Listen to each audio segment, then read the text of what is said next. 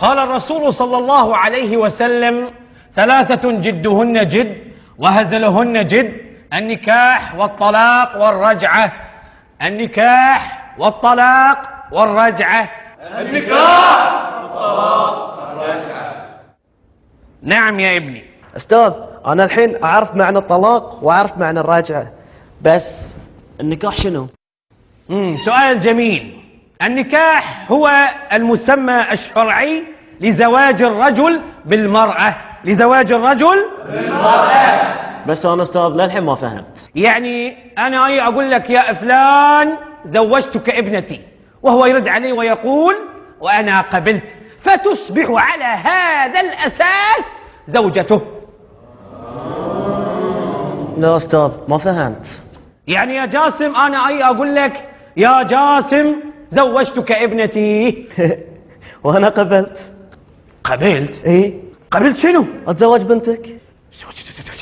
زواج بنتي يعني؟ إيه. لا لا لا لا يا طلق طلق الحين أقول لك طلق. لا أستاذ بابا مطلق. شنو مو مطلق به؟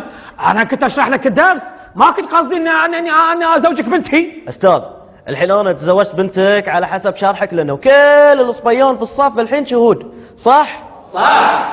البركة يا جاسم تستاهل. الله يسلمك. منك المال ومن هالعيال. عزيز. ألف الصلاة والسلام عليك يا حبيب الله محمد. مباركين أرسلت بينك وبين قمر، واللي ذبح بين حمرين الله يطول بعمره. هلي بس ولا كلمة بس. وانت قاعد مكانك بعد. وانت طلق الحين، طلق الحين، طلق. لا أستاذ بابا مطلق. طلق زين. سمعوني الحين راح اشرح لكم موضوع الطلاق، وابيكم تركزون في ذي الموضوع، خاصة انت.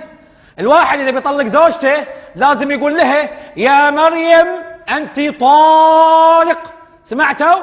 وراح ابتدي فيك يا جاسم. يلا ريبيت وذ مي. قول: يا مريم انت طالق. يعني الحين اسم بنتك مريم؟ حي الله عمي ابو مريم. بس تدري عاد؟ قوم. المدير تعال عند المدير.